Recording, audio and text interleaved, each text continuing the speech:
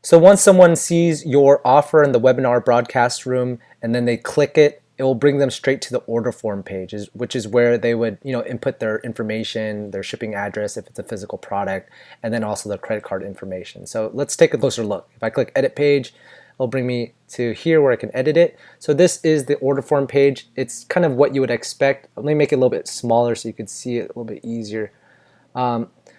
So here's where they would put their information, first, last name, email address. This section will automatically is a dynamic element, and it will change according to whatever your product costs. So if you click the settings here, you can link it to your payment platform. I use Stripe. Stripe is a way to collect payments and make an offer. You would connect it here, so you would have to create a Stripe account. You can use other things like Square, I think maybe PayPal, but Stripe is what I use. And this is where they would put their credit card information, and then this value would populate based on what the product cost from your Stripe account.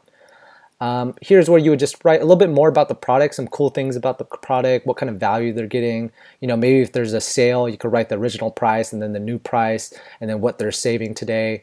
Maybe a little bit of a testimonial right here. The product is really awesome based on XYZ.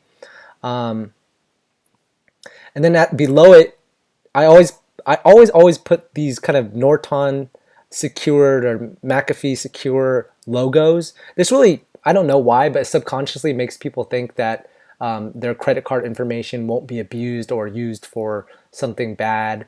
So always have these logos whenever you're creating an offer page, and also some kind of satisfaction stamp. Here it says you're 100% safe and protected, your information is secure using the world's best technology, the same technology you would find at your local bank. And you can find these just by searching Google and finding these logos.